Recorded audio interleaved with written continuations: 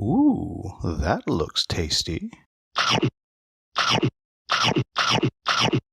Welcome folks, Jay the Hungry Gamer is back with another episode of the Monthly Menu, and today we are talking about the top 5 games of September 2024. As a reminder, or if this is your first time watching, these are literally the games that hit the table the most times in the month of September, and whenever there was any kind of tie, I defaulted to in-person plays count more than digital plays. By the way, digital plays only counted if it was done in real time, not async, nothing like that.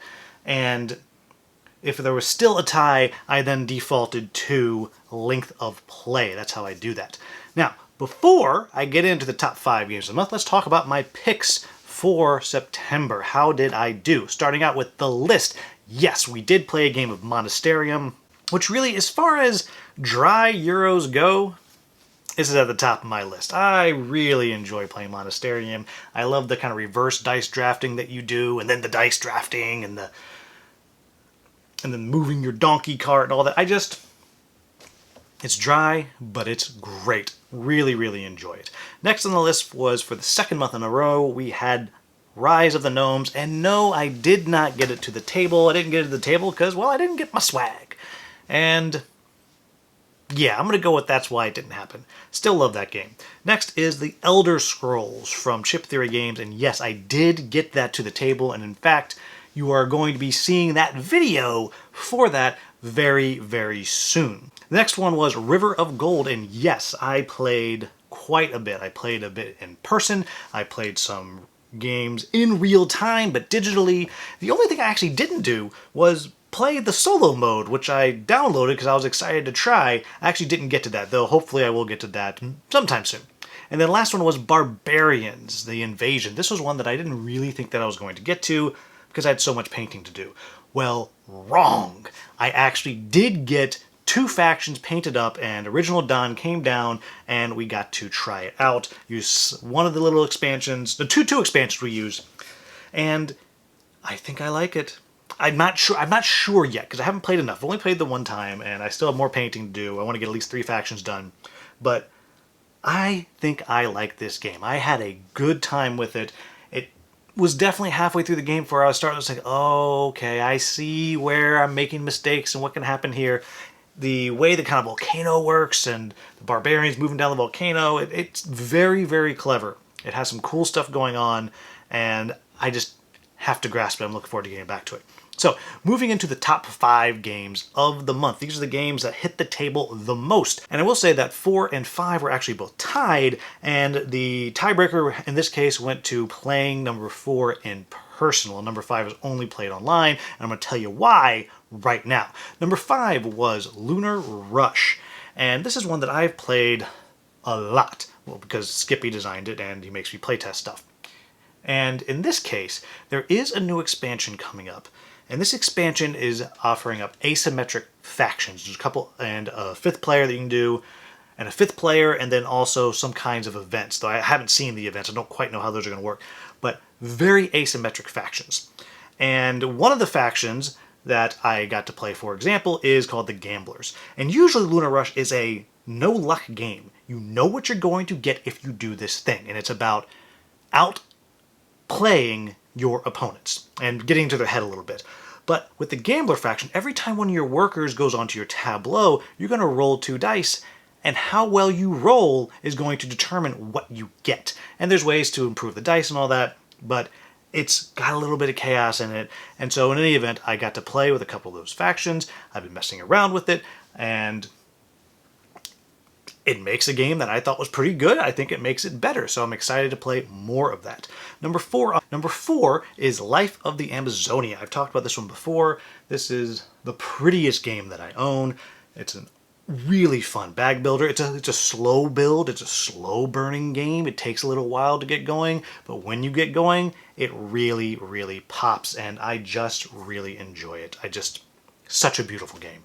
It's so beautiful and I enjoy it so much. I actually haven't played Wondrous Creatures, the follow-up game, which I really liked when I previewed. I haven't played it yet because when I go to grab that, I'm like, oh, but Amazonia, I like it so much. So really enjoy that. Number 3 on the list was Flock Together, and this is one that also I have a review coming out relatively soon. This is a cooperative game of chicken heroism. You are playing chickens, and these chickens are trying to defend their coop from the predators all around. You're kind of moving the chickens from inside the coop to outside the coop to fight the predators, and you're trying to fend them off, and you're trying to find food, and you're trying to find time to eat the food so you can level up.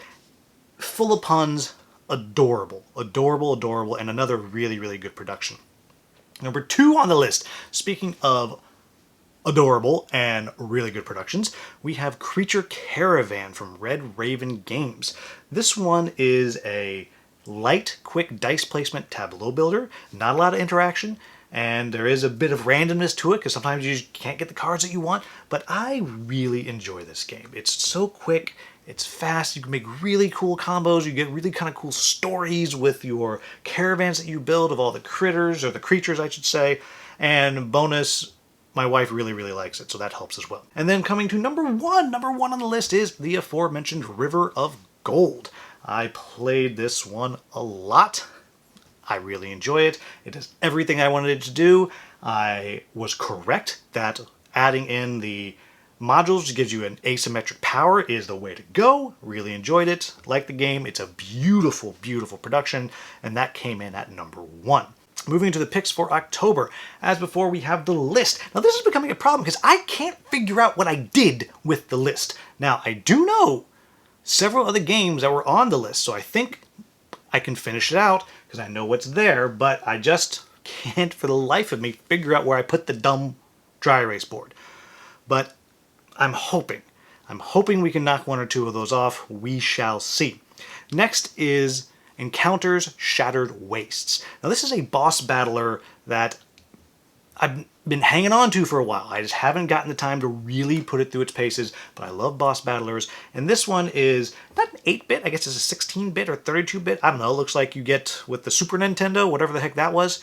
And which usually is not my jam. I don't usually like the bit art, but this one seemed so cool. And you know, the 32-bit or 16-bit is way better than 8-bit. Like, get out of here, 8-bit. I got no time for you. Give me 16-bit and now I'm in. But it's this boss battler game that's a little bit abstract in the tactics. You have a front lane and a back lane and a couple little kind of columns. And you're battling against just kind of these cards. There's kind of cards there. They're a little bit abstract, and you have different abilities depending on what characters you pick. Each character has the ability to kind of become corrupted, and they flip over, they get new powers, and it's a little bit of kind of like a war of attrition. You have to wear down the boss so you can make it vulnerable, and then you have to wail on it. And I'm super intrigued by this game. On the surface, it does all of the things that I really like, except for the bit art. I don't love bit art. But gameplay, really, really cool. I'm very tentatively very excited about this game. Next one for the 3rd month in a row is Rise of the Gnomes. I love the game. It's on my 5x5. I need to get it played, and hopefully it will happen. We shall see. The next is Mouse, Cheese, Cat, Cucumber. This has been a game that the past couple of years has been in my most played games of the year. It's kind of fallen away a little bit this year. I haven't played a ton of it this year. I played some, but not a ton. And I miss playing the game. So I definitely need to get a couple of games of that played. It's just such a great game. Just a delight. I love playing it. And the last one on the list is one of the games that came home with me as a review copy from Gen Con, and that is Sparks. I actually don't know a lot about Sparks. It is from the fine folks that designed Revive, which I adored, fine folks who designed The Magnificent, which I adore. So I'm very excited about it. This one is a lighter, faster Euro game. Looks really cute, so I'm excited to get that played. Now, moving past that, before I say thank you to my channel members, I want to pause and give a quick shout out to Mark Dainty from Not Board Gaming, who is currently training to run the London Marathon, which is insane to me. But he's doing it, and part of doing it, he is raising money for pancreatic cancer research, and I have already donated to it. And if you are someone that has money that you can donate, not a lot, you don't donate a lot of money, but has money that you can donate, this is a great cause, he's a great dude, he has a great channel, please consider doing so if you can. Every little bit helps. $5, $6, it's a great help. very good cause. Please do consider it. There's a link down in the description to that. Moving on, I want to say, as always, thank you to my channel members. Again, it's so hard for me to find a way to express how much I appreciate your support from the people who are at the 99-cent level, the $5 level, and we don't currently have anybody at the top level, so hey, if you want to be first, there's a space at that top level. But thank you so very much. Because of you, I am actually able to attend PAX U this year. I will be able to be covering that, and as I already mentioned, I will be getting a small GoPro. So this year, the Beatrice the Board Game Dog Game of the Year tournament will have a Beatrice cam. That's what I'm talking about. So, as always, thank you so very much. If you're interested in becoming a channel member, just check down in the description. There's a link down there, and it'll tell you exactly how it works and all of the details there. Also, thank you to Noble Knight Games for continuing to be a sponsor of the channel. For those of you who are wondering, that means I get credit, and it allows me to pick up various games every now and then. For example, Barbarians, The Invasion. I actually was able to pick up that, and River of Gold, both because of the Noble Knight sponsorship, and I will be making videos on those at some point. And there is also a link down in the description, which is an affiliate link, and what that means is if you click on the link, it takes you to Noble Knight, and if you make a purchase, then they send some of that purchase into store credit for me, and I can use it to buy more stuff. And it costs you nothing. It's a really good place to get fair prices on new games, and you can find a lot of used games there of all different rarities and all different prices. As always, if you found this video useful, please like, subscribe, share, maybe become a channel member. As always, thank you so much for watching. Have a wonderful, wonderful day.